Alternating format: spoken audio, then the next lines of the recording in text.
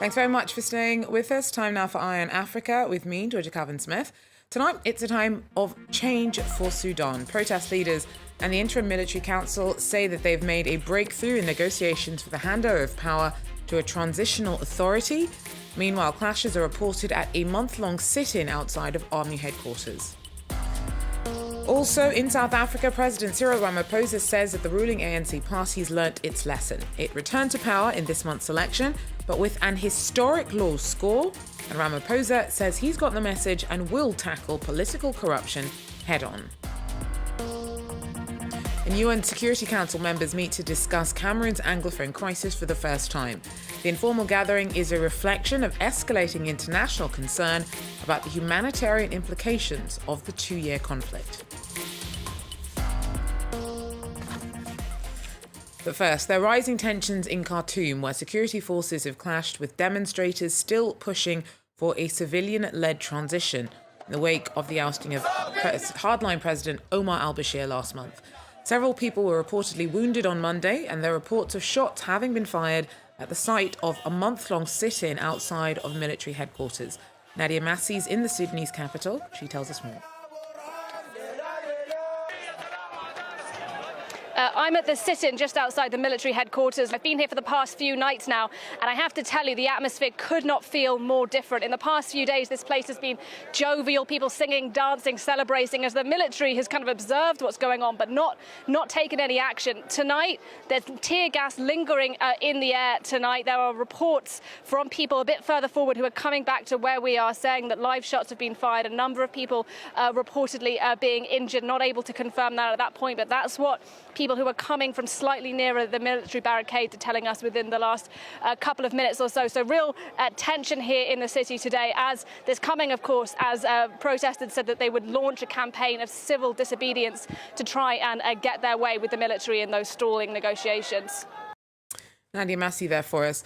Now, Monday's clashes come despite protest leaders and the military council saying that they have made a breakthrough in tense negotiations about a transitional interim authority.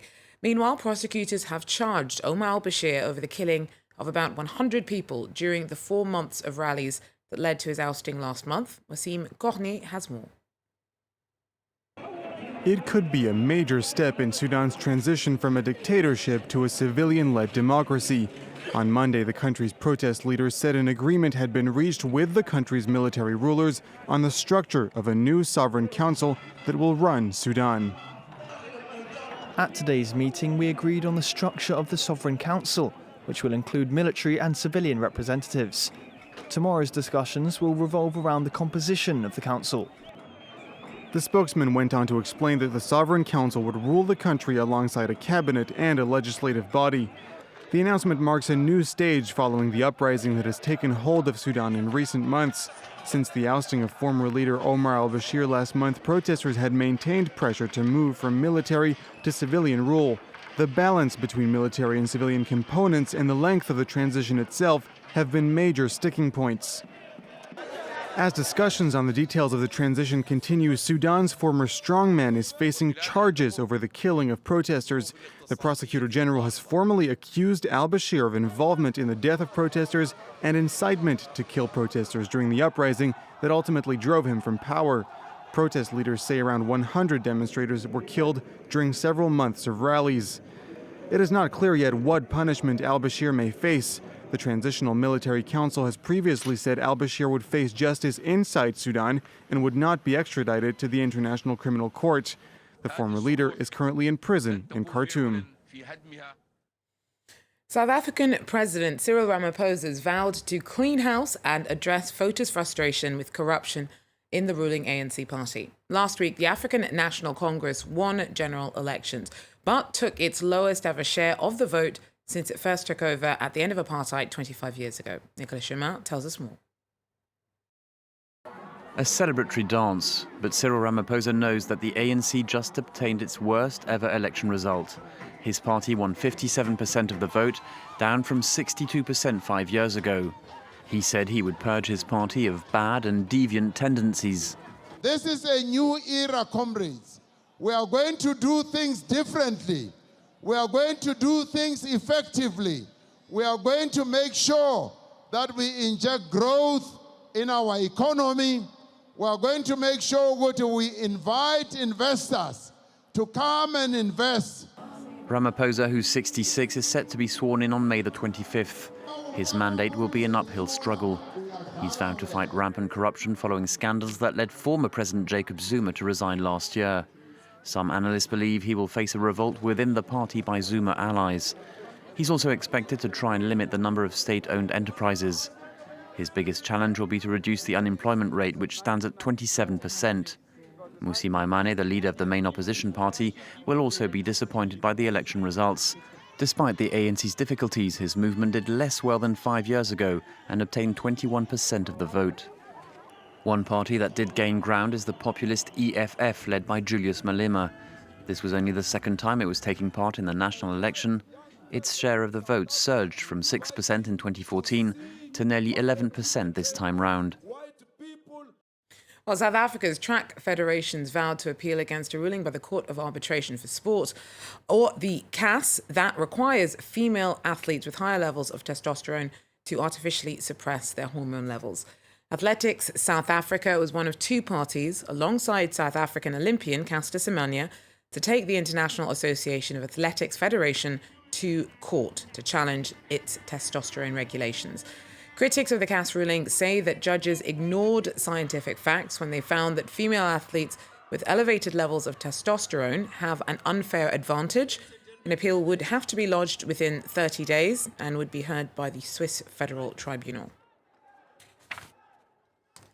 Well, members of the UN Security Council met on Monday to discuss Cameroon's Anglophone crisis for the first time.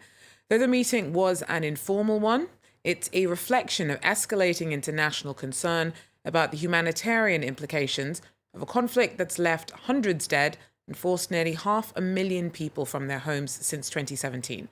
Jessica Lemazurier tells us more.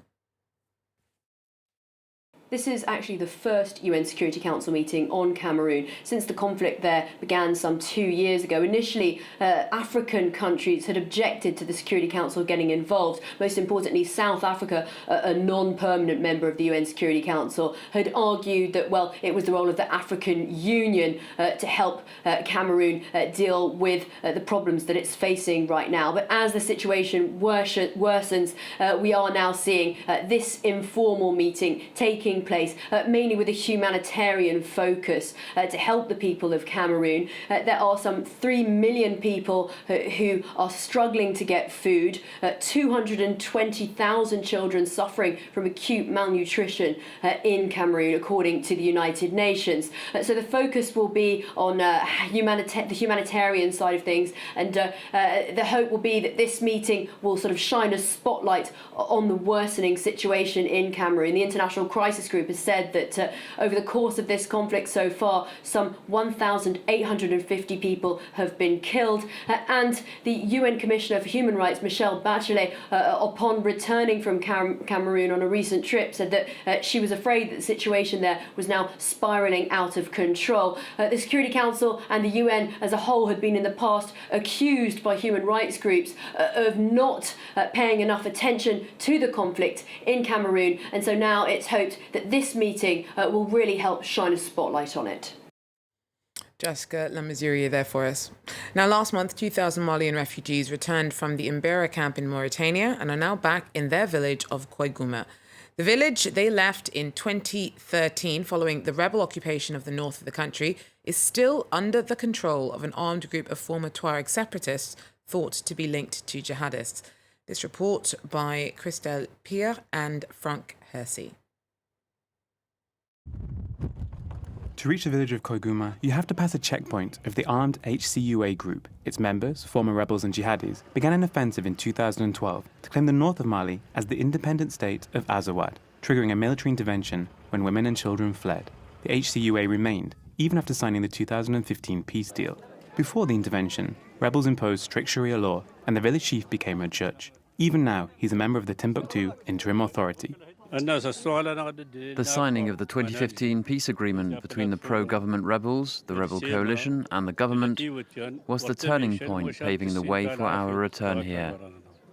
20 days after signing, the rebel coalition set up its first bases here and in Foita to protect the local population. The former rebels, accused of having links to jihadis, still hold sway here and fly their own flag rather than the Malian one. The pro-HCUA returnees still call the region Azawad, the separatist rebel name for northern Mali. We stayed here during the events of 2012 until the French and Malian intervention in January 2013 when we left for Mauritania. The Malian army has a reputation for brutality, especially since there was the conflict with Ansar Dine, the jihadist group. So we were afraid of possible retaliation. 2,000 refugees have returned, but still lack basic necessities. Water is scarce, and there's no phone coverage. The state, still barely present, is gradually returning. I don't think that these people, despite having lived through the crisis period in the north and having played certain roles, I don't think that today they still have the same intentions as before they left, or that they're in the same frame of mind.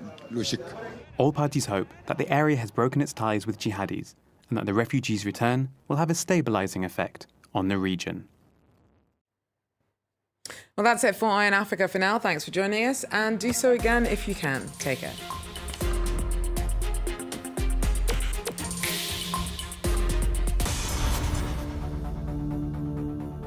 À l'occasion des élections européennes, nous vous emmenons pour un périple de 4000 km à travers le vieux continent. Join us on the France 24 Europe tour. We'll be meeting European citizens from a wide range of backgrounds. They'll share with us their views, show us their cultures, and take us to the most iconic landmarks in Europe. من باريس وصولا إلى بروكسل ومرورا بميلان وفيينا وكراكوف وبرلين نقترح عليكم مجموعة من التقارير. No se pierda nuestra bitácora de viaje a través de Europa en las redes sociales y antenas de France 24 y en france24.com.